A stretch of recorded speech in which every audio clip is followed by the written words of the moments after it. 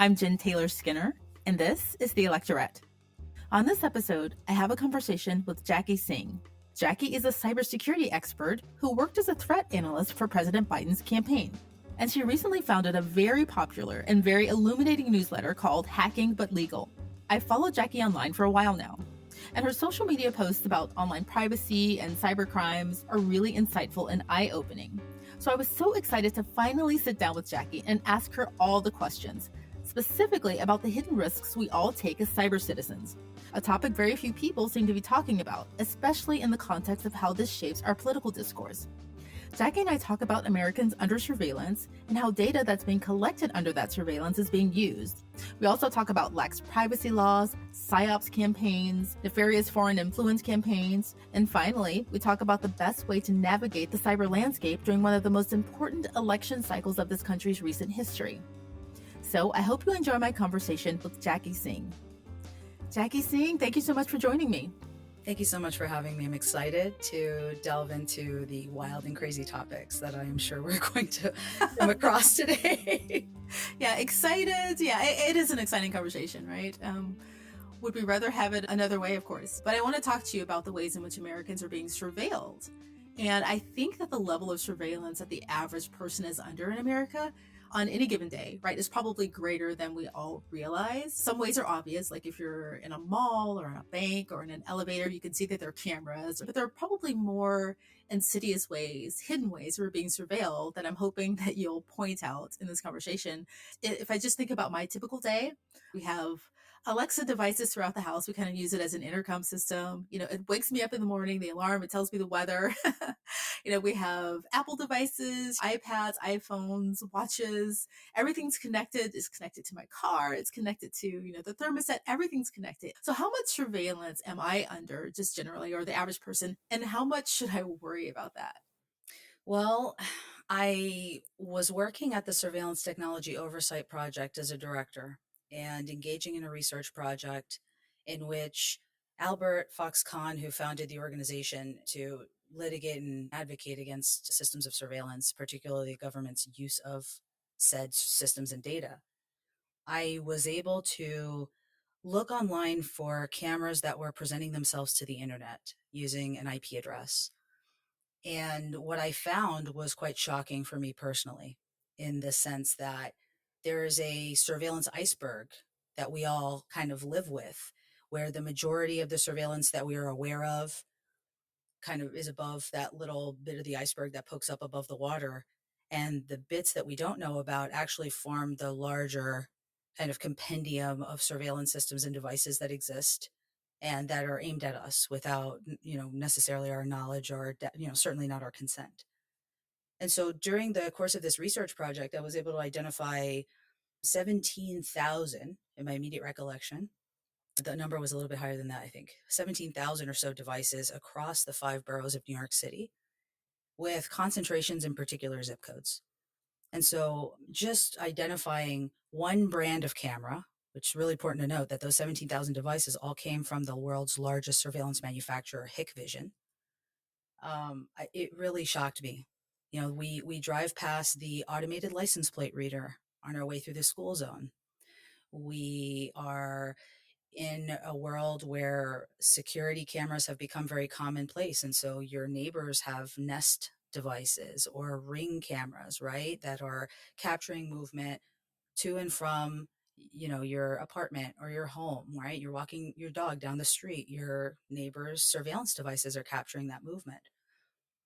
And we could go a bit further with that, away from, say, the concept of government collecting information to the sense that corporations are gathering information and they're using regular people like you and I to gather that information.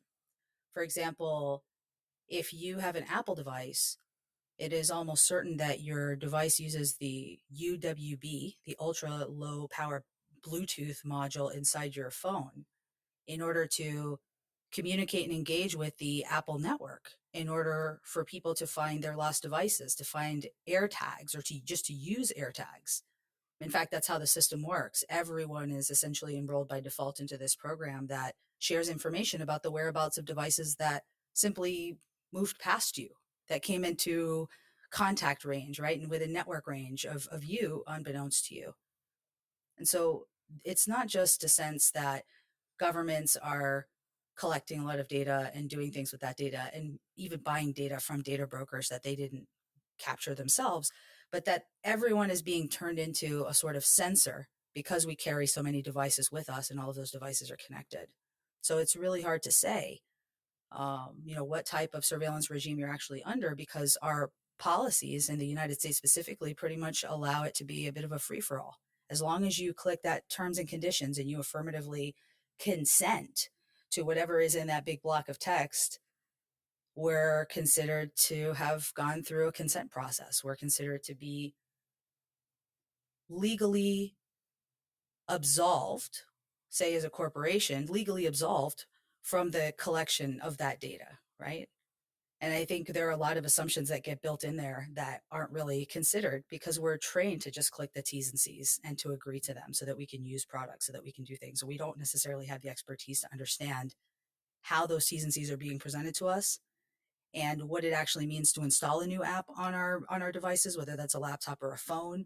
What are the implications of adding a new connected device to my household? And what does it mean for all of these devices to all be in contact with each other? Who actually has that data? And what are the implications for us individually and for all of us? I mean, these are all really open questions, Jen, that we aren't quite sure of together as a society. Firstly, do we actually have a choice? Because if you don't click terms and conditions, you're kind of cut out of a world of connection with your fellow citizens, right? You can't pay for things in some places if you don't have a device that isn't connected. Like, do we really have a choice with terms and conditions? I don't think we do. That's what I was alluding to when I talk about consent, when I spoke about consent. I don't think that we are in a world where the presentation of terms and conditions is anything else other than a dark pattern intended to get us to click, right? The way that apps present us with this information is to cover their butts, to get us to scroll to the end, and then to click our rights away. Right now you're in an arbitration situation if they wrong you and you're able to somehow as an individual, it's very, very difficult in 2024 to prove that there was some wrong or harm that was done against you. Collective action in that situation. You have to get a congressman or a senator to take interest in your case and care about it because the tech companies are simply so powerful, right? Where they've amassed a base of power, not just in Silicon Valley, but in Washington, where they lobby to their heart's content. And we see a lot of hearings relating to issues that we're having on social media and with tech companies more broadly, but not necessarily seeing positive outcomes or policy results that are affecting us in a positive way as outcomes from those hearings. Right. But I think increasing awareness is valuable no matter what. Right. About those hearings, I've talked about those over the years, and every time I'm a tech person too, or a former tech person, right? Every time I watch those hearings, and you probably see the same thing, it's apparent that they're not even close to being tech savvy enough to know where to go with these conversations, let alone the legislation that needs to happen to control the amount of surveillance that we're under, right? The average person just doesn't have that knowledge, and that's a problem, and I don't know how to solve it. On both sides, Jen, both as a practitioner of surveillance, which many people in the world of cybersecurity do not necessarily realize that that's the business that they're in. In order to understand what is occurring, one must have visibility into what is occurring. One must characterize events and activity as either safe or potentially unsafe, and then develop a process for dealing with that.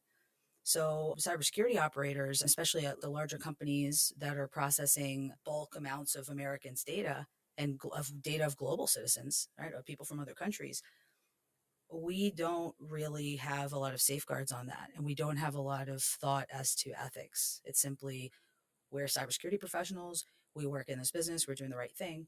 But what we're starting to see is that the infrastructure inside these companies that is created for the purpose of cybersecurity can sometimes be leveraged for other purposes inside the company, other ideas that the company has about how to protect itself that may have originated with the legal department or with the risk department, right? So the simple act of collecting data in the very first place is actually what causes or enables, or not causes directly, but enables those secondary and tertiary harms that come as a result of the data being collected in the first place. And we often don't connect what happened all the way at the end of that chain, at the end of the harm chain, with the original data collection. So as a cybersecurity professional, it's been really fascinating for me to engage in conversations with my colleagues where, just my industry colleagues, they don't really seem to grasp the sense that the increased visibility that they have as a result of their roles and the increased privilege that they have, right? From a computer perspective, privilege means being an administrator or having some higher than average visibility and access into accounts. There's not really a sense that that can be abused. We're just not there yet. I think over time, it will be more apparent to more of us that people who centralize data sets can derive value from that. Today, it isn't super well understood. There are a lot of people who are using these dossiers of us that they pass around just for marketing purposes. And the majority of the dossiers on all of us individually are passed around, bought and sold for marketing purposes. So companies can figure out how they can target us just that much better. But what's happening because of this really low policy and low regulatory environment that we find ourselves in is that there are all kinds of things that can be done with our data that we never asked for, that we never consented to, that had no relationship to the original use of the data. And it's very unlikely that anyone will get in trouble for that. Yeah. Do you know what I mean? Like it's just kind of a free for all. Yeah. I mean, I guess I've always taken the stance, and I know that it's a naive stance that, it's fine. I'm tech savvy. I know that I'm under some surveillance, but I'm not doing anything wrong. I'm pretty boring. Right. So surveil Right. me. That's, I think that's, I think that's how the majority of us feel, we're just kind of like, but how does this affect me? And realistically, in cybersecurity, I've seen this again and again where people, companies, even nonprofit organizations, even people who are activists, people who are politicians and heavily targeted, they may not want to take the security recommendations that you give them because they are simply unable to connect. I do this thing and it may impact my privacy here. I do this thing and it impacts my security posture here. There isn't a sense of how do I innately threat model myself the same way that I would if I owned an apartment and then I would lock the door every time I come in the door because I have an innate understanding of what the possible risk is there. But because regular folks, and I say regular folks to mean 99.9999% of the planet that aren't cybersecurity people or people who work in these fields that involve a heavy amount of data collection and analysis, they aren't aware of the threat. They aren't quite sure what's happening behind the scenes and are finding it really difficult to connect. This company is collecting data about me and X, Y, and Z bad things may happen. This is just an aside. I was thinking that it took me a really long time to get onto Facebook and any social media platforms because at the time I was actually actively working in technology. I've since left, but I saw, how careless professionals can be with that data. And I never wanted to be a part of that system. But it took me a really long time. So that's just an aside. So I know that there are some harms. Most of them are kind of hidden and invisible, but then there's just some like careless use and protection of your data. These people who are in charge of your data, they're just regular folks, and they have flaws like the rest of us. And I'll just, just leave that aside. But as far as data privacy laws, I believe that in comparison to other countries that have comparable levels of technological use, they have better laws than we have. And when you think about technology, for it to work well, it has to move quickly, move fast and break things. But government and legislation, they move very slowly. It moves very slowly. So having laws that catch up to the speed at which technology moves, it just seems like an impossible problem to solve. And I think that obviously technological advancements have outpaced our data privacy laws. Is that true? How are other countries pulling this off when we can't? I don't think other countries are truly pulling it off. I think a few countries are aware of the threat and consider it to be paramount to their national security, like say Germany, whereas the United States is too busy profiting from the lax data privacy regime in order to put some safeguards on it. And we could say the same about say crypto, right? Like cryptocurrencies, another regulatory and policy hot potato that doesn't seem to advance. And it's a lot of conversation about what do we do. I think that part of the problem is the cybersecurity professionals tend to congregate towards the companies that pay them the most. And so there isn't a ton of incentive when you're, a freshly minted grad coming out of, getting your bachelor's degree or getting your master's in cyber, like my cousin just did. there isn't a whole lot of incentive to want to work for the federal government unless you say already, you have a veteran status or you've got family members that worked for the government. So I think that we're not properly incentivizing people. We're not keeping pace with the hiring structures that exist at private corporations. I mean, there just isn't any way for the federal government to be as bureaucratically agile and unbureaucratically flexible and agile as some of these big companies that are really looking to pick up key talent. And so one of the major problems I think the federal government has overall is just talent, is having the right people there who can advise on the issues, and then prioritizing lobbyists over academics and people who truly understand these issues is always going to result in a skewed outcome that isn't necessarily representative of the needs of the American people. So we have a lot of people who show up with policy ideas, like let's say Sam Altman, right? Sam Altman did a trip to Washington. It was a bit like a media blitz. He saw a lot of people. He was talking to a lot of politicians, and I think that we fall short when we think that a CEO is someone who has best interests in mind of people, as opposed to having the best interests of their shareholders as number one. And I don't think that anyone whose primary interest are shareholders and not people should be performing advisory services and doing this extended kind of contact with many different people in our government in a way that's totally disproportionate to the way that people who truly work in these fields, who have the expertise to bring to bear and can give really solid policy recommendations, give the input to our government that is necessary and needed, those people aren't at the table so often. And when they do get brought to the table, it isn't always in a demographically representative fashion as, matching the American people, let's say. Right. If they did have those same concerns, then they wouldn't be in the profession that they're in. They'd be on the other side of the table. They'd be representatives, right? Like that's the whole point, right? They know where the money is, right? Yeah. Um, Yeah. that's Yeah. really interesting.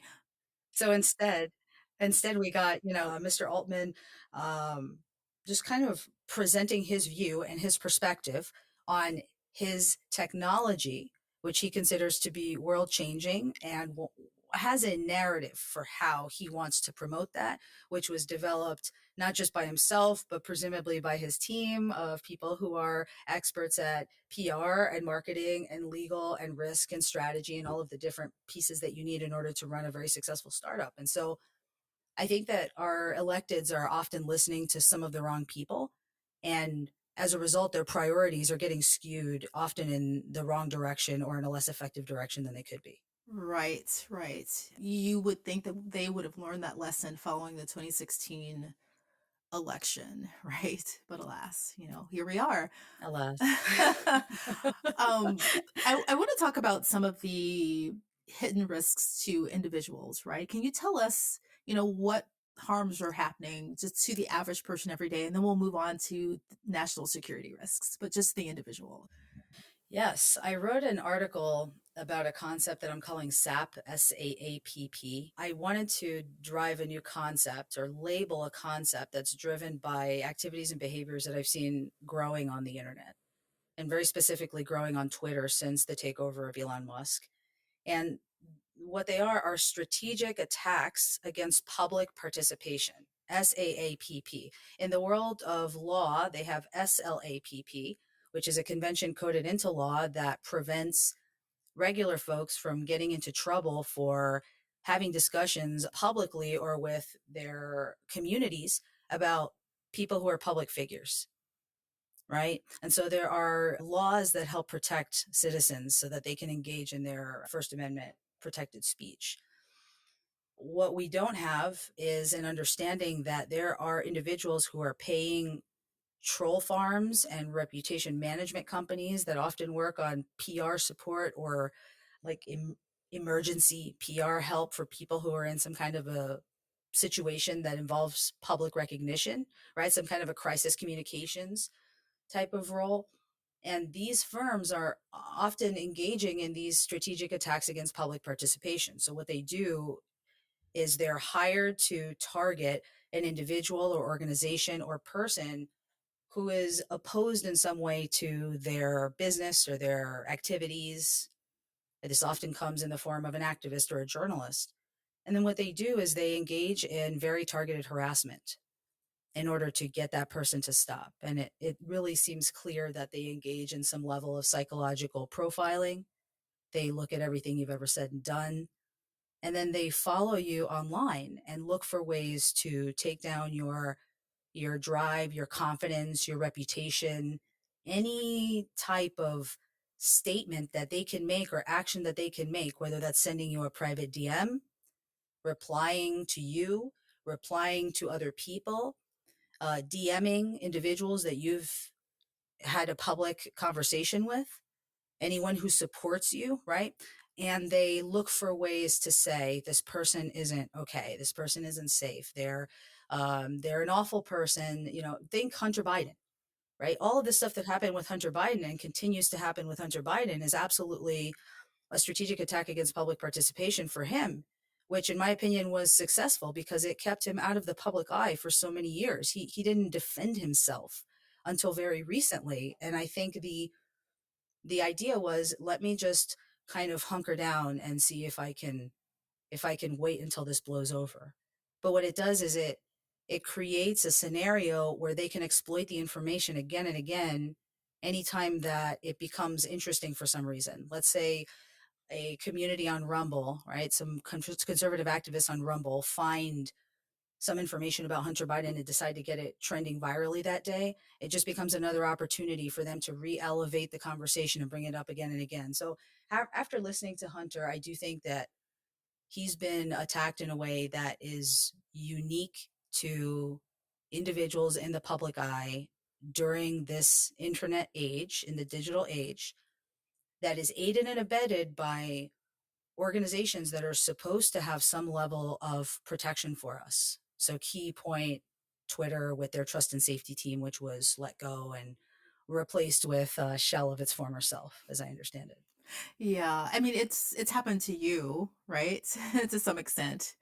Yeah, I don't know if you want to talk about that, but is that what's happened? Yeah, I sure Oh can. yeah, okay, sure. Please do. I do like to use this example because in 2020, I was like taking on the biggest role of my life. I was offered a role on the Biden campaign to come on board as the senior incident responder and threat analyst. Over the moon. So happy to have an opportunity to help and to apply my skills to a cause that I felt really, really mattered. I was 2 months postpartum at the time when I accepted the role with my second daughter, and it was just a really incredible time for me until I spoke with my leadership and did all the things that we needed to do in order for me to be able to come forward and be public about this. I wanted to inspire. I thought that as a quote unquote woman of color, right, that I'd be able to provide some inspiration for a lot of different people who might look like me or not look like me, but feel some kind of kinship based on our mutual diversity, right? I'm half Dominican, half Indian. My mother's from the Dominican Republic. My father's from India. They're both naturalized citizens to the United States. And I was born in New York. So I've always been in a very multicultural and diverse milieu, which has not been the case for the world of cybersecurity. Like hacking and cybersecurity are very heavily skewing white and male. So it was really shocking for me as someone who had never had that kind of political association, despite all of the very active activism and conversations I'd had over the years talking about sexism in the cybersecurity industry, racism. I had a lot of tweets about Antifa, right? Like, come on, they're trying to fool us about Antifa. This isn't really a thing. This isn't really a thing. And so I cleaned up my profile. I thought I don't want any tweets on here to be, embarrassing Joe, because, at one point I did have that I was the chief information security officer Yeah. at Antifa. Yeah. Which, as a not a real organization, it was a tongue-in-cheek joke. But there are a lot of people who don't necessarily understand the nuances behind this stuff, who hadn't been following me for a while. And so I cleaned up my profile.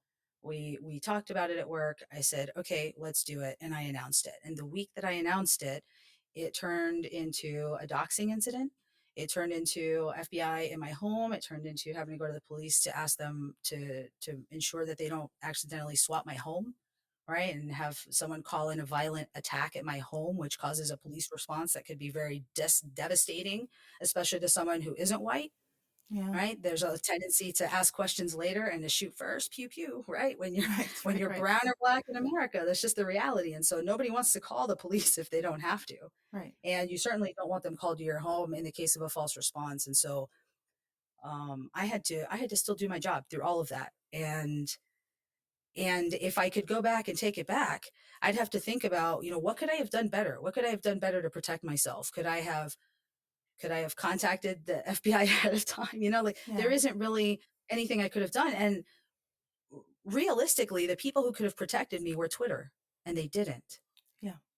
So I was at the campaign and I emailed from my campaign email address, joebiden.com, and I tried to ask their public policy people to help me. And they were very excited to help me at first, responded very nicely, ready to go. And then they stopped responding. Yeah. And then the account which doxed me went down for 2 weeks, came back up 2 weeks later, and is still live and threatening me and posting crazy stuff. Yeah. And there isn't anything that I can do about this. It's only something that Twitter can do about it. It was a policy decision that they made in order to allow someone who, allegedly, I'm not sure if it was them or not, had emailed the campaign alleging that I was friends with a white supremacist. And then that narrative made its way to the Washington Examiner, a far right tabloid, where they picked it up, and then the Daily Wire did a story on it. Yeah. So all anonymous sources, no corroboration, no there's just no evidence behind this that holds up in any way. But the reality is, in order for a SAP attack to be successful, it does not have to be correct. It doesn't have to be factual. It doesn't, you know what I'm saying? And if they can work one small basis of reality in there, then it legitimizes everything that they've said. So in the case of Hunter Biden, once it became clear that he is a drug addict, right? And has been through, gosh, like the 12 step, and has been through the entire rehab process. Power to this man, because it is an incredibly difficult thing to do, to claw your way out of addiction. And I'm proud of him for it, as I would be for anybody who accomplishes that. But it's just shocking to me that someone who doesn't necessarily have a political nexus, and that wasn't on the campaign working in a political capacity, it doesn't really matter. If it doesn't matter if you think you are or you aren't, you absolutely are. And that's something that I like to try to impress upon people who work in tech. If they work for a company that does harm, they are engaged in harm. And they may be pretty far down the sausage production process, but at some point they were involved in making the sausage. And it's a very similar situation to the disinformation attack that came after me in 2020. So yeah, I'm still reeling from that, honestly. I just still find it kind of bizarre and ridiculous that people really believed that about me. How could they believe that I'm actually friends with someone who's been attacking me for like 15 years? But the association is enough, right? The association is enough. If you tweet something at someone, you better be careful that you know exactly who that person is, because it can get dragged up 10, 15 years later when you're in the process of engaging in a campaign. And it can be a legitimate complaint, or it can be a non-legitimate complaint. And the issue is, when the topic of mis or disinfo comes up, folks are legitimately unaware to distinguish between correct and incorrect. A lot of times the facts have been so intentionally blurred that the goal is simply to get people to disengage with the topic, to form an opinion, and then to run away from the topic and never consider it again because their opinion has been formed. And so it's really frustrating to see people fall for this again and again, because what happened to me is simply a template which is applied to other people multiple times per year on a regular basis. I mean, we can see it happen ourselves. We see these smear campaigns happen. Yeah. And and they go on unabated. There isn't really a sense of, how do we get ahead of this kind of issue, other than doing the political due diligence process, which is verifying the people who come to work for you. When someone comes in the door and knocks on the door and says, hey, there's something off about your employee that I think is weird, to certainly consider it as a potential case of insider threat, because you can't not consider it, but also to think about how your Yeah. adversary is intending to drive you to move. What does your adversary actually want you to do by passing you this information? Right. Right. Well, I'm very sorry that happened to you, by the way. I Thank see you. your mentions, and on, on Twitter, and I just think, oh God, poor Jackie. Like just any, like the most innocent tweet, and just people just swarm. I see that all the time, Yeah. and you Yeah. almost Yeah. have to, you almost have to just live completely off the social media grid, right? Because if you're a woman of color, if you're a brown woman, a black woman, and you want a powerful position that is in opposition to what your adversaries want, which I think you are, right? They will find anything to use against you, and it doesn't have to necessarily be credible. And frankly, when I think about all of the women of color, women generally, but black and brown women who have risen to really high levels of power, let's just take Ketanji Brown Jackson, Justice Jackson, for example. I was really surprised that they didn't try to find more, they didn't fabricate more. I was really happy that she ascended, but I mean, it's not guaranteed. If you haven't lived completely offline, it's definitely not guaranteed. So, I can agree with that. I don't think I've ever even considered that because because yeah. I think that social needs are so important and core to who we are as human beings, and so also essential to being somebody who cares about your community, to nurturing the people around you, to wanting to have a stake and a connectedness in what's going on. I think all of that is just part of being a connected and engaged citizen. I find it really a tough sell to recommend to anyone that they simply can't engage in technology if they want to stay safe. I think that's a really sad Yeah. compromise that people shouldn't have Yeah. to make. I mean, that's an extreme, but if I think about myself, because I'm thinking about my own behavior online, as a black woman, and I can see ways now that I either consciously or subconsciously change the way I engage because I see what happens to your mentions. Yes, there's the chilling effect of surveillance, which we're all well aware of, right? Where in which you modify your behavior because you have the perception that you may be surveilled. And then there's modifying your behavior because you're afraid to be harassed. And I think that's a different type of social pressure than we had previously, where you would have social pressure not to harass. Right, exactly. Right, exactly. So, what's happened, I think there have been so many behaviors that have become normalized as a result of engaging in these low policy environments where it seems like no one has the responsibility to help you. And if they do have the responsibility to help you, they don't actually help you and they leave you in the Yeah, lurch. I mean, there are hundreds of thousands of people who have been, literally hundreds of thousands, that's my estimate, of people who have been harassed on social media, yeah, right? I would say that most teenagers can relate at least one story of harassment. They're actually I think Gen Z is actually the group most likely to be targeted yeah, online for scams, for fraud, and harassment. So I just despair about the world that we're sending our kids into. My kids are 9, 3, and yeah. 4. My 9-year-old just wants all the likes. She wants likes. She's not allowed on social media.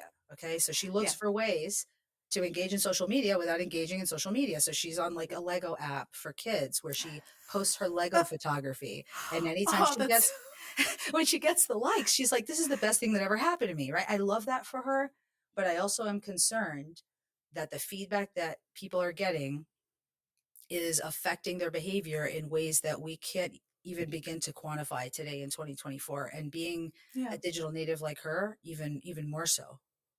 Yeah, yeah. Okay, well, one way that I can't necessarily see this, and you're an expert in this, so how does this all affect, or how does this pose a national security risk? Mm. Well, the research I've been doing over the past year has been quite informative in terms of giving me a sense of what the hubs are of this activity. And, like off of the major social media sites like Twitter and Facebook, there are forums that are essentially hubs of toxicity. People just kind of flock to these forums. People who maybe have antisocial personality disorder, which is tied to psychopathy, right? Narcissistic personality disorder, lots of other personality related disorders that I'm not qualified to diagnose. We have a huge mental health crisis in our country where it seems really difficult to get help for anything that isn't depression. And even for depression, it's hard to get help, right? So in these unmoderated spaces, we're seeing that the level of toxicity and lack of moderation is creating feedback loops, and they're very negative to society. Like people who are school shooters, who are mass shooters, have come out of these hate forums. And the way that these systems are supported is often by taking their servers and their server infrastructure and going to another jurisdiction, another country that is a lot less likely to impose any type of penalty for the speech in which they are engaged. So, for example, it would be really difficult to host a hate site out of Germany because they're just not about it. They don't want to allow that type of speech. And so it would be banned rather rapidly because there is a culture of doing so, both at the corporate level and at the governmental level.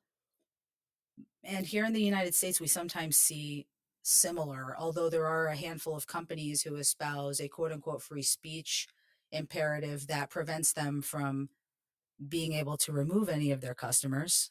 They like to present themselves, in the case of the one company I'm thinking of, Cloudflare, they like to present themselves as a utility, as an internet utility that can't be turned off, lest rights violations occur, lest human rights be violated. But the reality is their sponsorship of websites that are so abhorrent that most service providers will not give them a home is a political statement in and of itself, you know. So I think that the fact that there are U.S. companies that are shielding some of these forums that have rushed to Russia in order to find successful hosting, I think that's really a huge crux of the problem, is we're allowing material support of hatred that then ends up affecting our national security in ways that are more aligned with stochastic terror than that of a well-planned and funded operation, if that makes sense. But there is still funding associated with these because those network operators know who's on their network and they're making a conscious decision to maintain them on the network. And this isn't accidental, right? I mean, this sounds like there are lots of moving parts, but it sounds very deliberate, especially when you mentioned Russia, right? So you have these people who may or may not be struggling with mental health issues. And that in the intersection of kind of this rise of normalizing right wing speech and thought, that intersection, then connecting that to these forums or these spaces that are kind of unpoliced, right? In unpoliced environments. Like that's a very dangerous combination. And Americans pay for that in things like mass shootings or, mass terrorism. Am I making those connections correctly? I think you are. I think you are. I made the connection at my recent keynote. I did a keynote presentation at a web application security conference in October of last year. And this was an atypical situation for me because normally the kinds of conversations I would be having with them would be much more technical and not about the human factors of cybersecurity. And it's a massive national security risk because what we're not doing is interrupting the path of radicalization. And I think in the past, you know, the government, right, let's say the FBI, was much more habituated to smaller groups who, like, say, the KKK, right, the Klan. Those people were kind of localized to their areas. They're people who you could keep a track on. You knew who they were. They had identities, right? Even if they were obscure identities within the Klan, you could still pick up on who was what. They would send undercover, right? A lot of people have sent undercover investigators into the Klan over the years, like any other group like that, Hell's Angels, right? What we're seeing today is a big question mark as to whether that kind of activity is actually occurring. Is undercover activity happening in these forums? And is it producing any outcomes worth writing about? Because the forums that I've been tracking have been engaged in outright hate for quite some time, and because they act as lightning rods for many different type of people who have problems, they're engaging in sharing tactics, right? So these swatting and doxing tactics that we're seeing around the United States, where these lax data privacy regulations are being used to enable the obtaining of personal information, the clarification is, does this person actually live here, right? That's what you need in order to conduct a successful swatting attack. And so I think, getting closer to the election, I think we may see more of this, which is why I've been really fighting on Twitter and shouting for law enforcement, for the FBI to do something about this. And they just established a central swatting tracking capability last year, which I was really pleased to see. NBC reported this within connection of a case that I'm working regarding these swatting attacks that have been targeting one particular individual. And it seems to me like things are going in the right direction because there is recognition increasing, but that still doesn't get us closer to actually stopping the key source issues, which are private American companies making bad decisions intentionally or unintentionally regarding the platforming of certain actors, the lack of recognition at the cybersecurity level, both policy and professional, like commercial, that routes are being established that route to sanctioned nations and systems that we shouldn't want to engage in mutual traffic with. And they're being done through intermediaries. There isn't enough investigation being done to understand who those network routes belong to, how they were established. Is it a legitimate company? Is that a company that has proven itself to be an enemy of the people? That information is available, right? Like FBI is collecting information, CIA collects information, NSA collects information. Our government has a ton of information and they have a ton of resources. And I know they must be collecting information on these threats. But what we're not seeing is the outcomes. Why aren't these platforms going away? Why are there several hundred Americans on a hate forum, a small one I'm thinking about, every day, engaging in attacks, abuse, what they would call protected First Amendment activity, but they're stochastically encouraging by posting phone numbers, email addresses, home addresses, private documents, abuse of FOIA systems, Freedom of Information Act requests, where they reach out to courts or any other government agency in order to obtain information which can then be used to further harass their target. There isn't really anything being done about those, my shouting at Cloudflare on Twitter about it maybe builds a little bit of a base of support for it, but I don't really think it's actually effective. But what is effective, right? What could possibly be effective against these actors other than policy changes at the federal government? I'm curious as to the foreign actors and how they fit into this whole picture, right? And PSYOPs influence campaigns and if they're connected, obviously they're connected. But tell me about those because that's something that I know is happening, but I don't see any conversations about it, especially in mainstream media. I think that foreign actors have a role in encouraging and funding any domestic activity which drives them closer to their goals. That's period, right? So any country that has an adversarial stance against another country is going to engage in the use of these influence tactics from here on out. I don't think that governments are turning away the digital tools at their disposal in order to engage in influence work. But what we're seeing is that the influence work that's being done by those well-heeled adversaries outside of the United States, what we're seeing is that those are generally more effective than anything our government is doing if they are. Because we have large swaths of the United States that are being turned against our government and being told that our government is fraudulent, that our elections are fraudulent, and that our president is fraudulent, right? And so we're in this environment where trust has been intentionally degraded bit by bit. And I think it's really impossible for any individual citizen to be able to say with certainty what is actually happening when they're engaging in a conversation with someone else. For example, I spoke with someone who I believe to be a large language model today.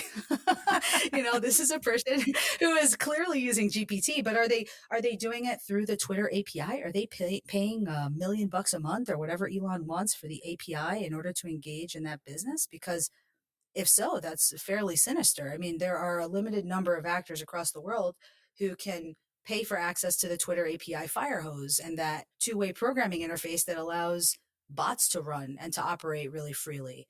So I think that in the same vein as demanding that our elected leaders do the right thing, I think people need to start demanding that tech companies do the right thing.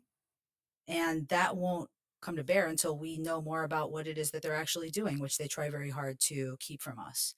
So, for example, Twitter used to publish information about some of the influence operations that they had detected over the past month. And they would release these figures every month. And obviously, these are cherry picked bits of information, the investigations that they felt comfortable bringing out publicly or that they thought would be of most value to academic researchers. And so I was in this program, which of course shut down as soon as Elon showed up. It is really a sad state of affairs that for applications and systems that are so critically important to us as humans, systems that we rely on every day, almost as much as we rely on a car or a plane to get us somewhere, we just don't have the safety in these tech systems that underpin the work that we do as human beings. Like it's kind of distressing. I mean, it's very distressing. It's not kind of. I tend to I Yeah. tend to downplay things a little bit. Yeah. I get it. Yeah. It's distressing. It's a hassle. It's awful. It's a bad state of affairs. And I wish that our electeds were technically evolved enough to be able to keep up with it or had the right folks recommending things, or that if they were to improve their policy positions that they wouldn't get shouted out of the room by people who have funding from louder sources. That feels like an impossible problem to solve because, as you know, it's an entire profession in itself.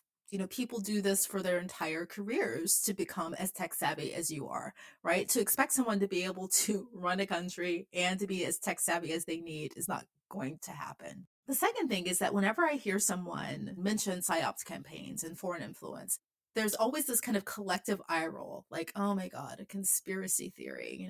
And I feel like that response in itself is a part of the campaign. Like we've been collectively influenced to not take these things very seriously. You're absolutely right. You're absolutely right. Case in point is my friend Jim Stewartson. So Jim talks about these issues that are psyops related that center around disgraced General Michael Flynn. And I've found it really illuminating to take a look at what he says, to evaluate the factual nature of those statements, and then to see how certain others who are kind of the same people again and again attempt to degrade that narrative, to reduce what he's said, to make statements about him, and to try to downplay his message as much as possible. The goal is to get people to stop engaging with the conversation, even as Mike Flynn engages in discussion about how the American people are being psyoped. He doesn't want them to know about the larger picture of psyops. He wants them to know about the concept of psyops that he himself knows and wrote about in his book 5G Warfare, 5GW Warfare. He wrote this with a former military guy who worked in a psyops group. And I've even seen an official US Army account that focuses on psyops that's based near the old Fort Bragg that has engaged in SAP-like discussion against Stewartson, which I find really fascinating. I think there has been a convergence of threats like never before.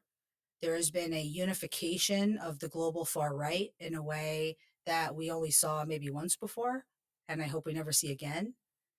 And it doesn't seem like any one person is going to be able to pull us out of this mess. And a lot of people are waiting for like the one person who is like the new Dr. King, who's like, you know what I mean? Like the new person who's going to galvanize the people and bring them along to a collective vision.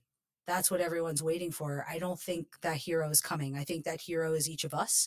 And the more people that find their voice and are able to realize that they have the ability to make change, the better. I mean, that if technology can't do that for us, then it's really doing absolutely freaking nothing, right? I don't know if you read this, but there was a piece in the New York Times, I think it was last year or the year before, that showed that there was a serious PSYOPs, a Russian-driven PSYOPs campaign that diminished the reputation of people behind the Women's March, right? It was a big, big study, very serious academics behind it. Having that level of media coverage should not then be dismissed as being kind of nothing.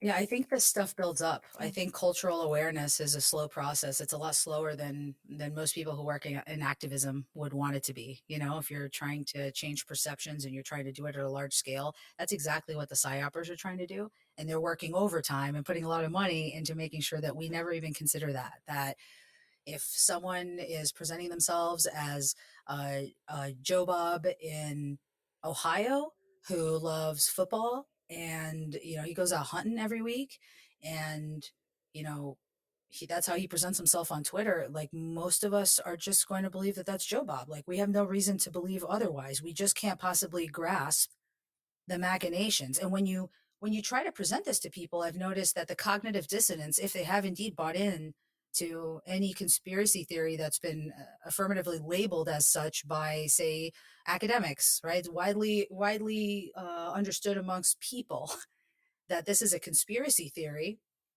I find it really difficult to disengage people from that, because the tactics that were used against them were effective against them. Like, these are like the mind virus that Elon's always talking about. Like, that's really where we're at. Is there's a down is up and up is down version of reality that's being promoted to us. So very similar to Orwell's 1984, which I read when I was a young person, was very formative for me in guiding my thought process. And it's the reason why I come out on the side of individual liberties so often, up until the moment where they butt against my own liberties and my own freedom. Yeah. And I think we all as people need to agree on what the redefinitions of these concepts are in this new digital realm that we find ourselves in, because not only has the law not adapted, but our conception of ourselves with these laws in this new digital environment have not adapted. Yeah. Yeah. Well, Jackie, I have kept you far too long. You're too fun of a guest to talk to. Is there anything you want to tell us in closing for 2024? I want to urge listeners of the Electorette podcast to be very mindful of headlines, inflammatory headlines, topics that are centering on the vices of another human being, stories that are salacious, that are intended to create an impression of someone's character. I think you should look past those and think about, what is the research that you can do on what that person has actually done, right? Don't buy into headlines hook, line, and sinker, and don't also let that make you think that every headline is a lie, because that certainly is not true. There are journalists working very, very hard who are very ethical in their professions, who try every day. I speak to them. They try very hard every day to ensure that the right thing comes out, and that their stories are researched, and that their reputations stay intact as journalists. And so I think that people just need to focus on not just the stories themselves and the subject of those stories and what have they done previously, and does the story align, but more importantly, the journalist. What type of stories do they normally write? Do they have a bias? Do they have a slant that you can observe in their coverage? And maybe you can figure out what about their personal lives has driven them to that, but they're often told not to. They're not allowed to present their own viewpoint through their writing. They're only allowed to present facts, and they do their best to present a viewpoint that helps draw the reader towards the conclusion that they want them to have. And so realize that every media shop is the same. Every organization that has a media mission is doing what they can to influence you and to try to shift your perception towards an understanding of the situation and the way they want you to have it. And that may be factual and that may be not. Certain organizations have a reputation of engaging in repeatedly non-factual behavior, So it's important for you to check PolitiFact, Snopes, do a little bit of fact checking, but that stuff can only come after we've been influenced. That's the frustrating part. You can't undo that influence as easily as you can to set it. So just do your best to try to be resistant and inoculated, almost like a vaccination, to the type of disinformation that we've seen in 2016 and 2020, because 2024 is sure to be even more for us. They want us to disengage from being connected to our civic selves. They don't want us to vote. they don't they don't want us to talk about stuff. They don't want us to vote. They don't want us feeling good. They want us to feel bad every day. And so be really wary and mindful of attempts to cause you to think that all is lost, that there is no hope, that things are so bad they can't, they're not going to get better, that, like, all of those things are sappers of your energy. And so get better at maybe identifying those sappers of your energy and try to stop them from latching on as soon as you can. That's a great way to end. Well, Jackie Singh, I've enjoyed talking to you so much. I could talk to you all day. Thank you so much for joining me. Thank you for all the work that you do. Thank you, Jen. I've appreciated this so much. It's been great. I would come back anytime. Thank you so much for having me.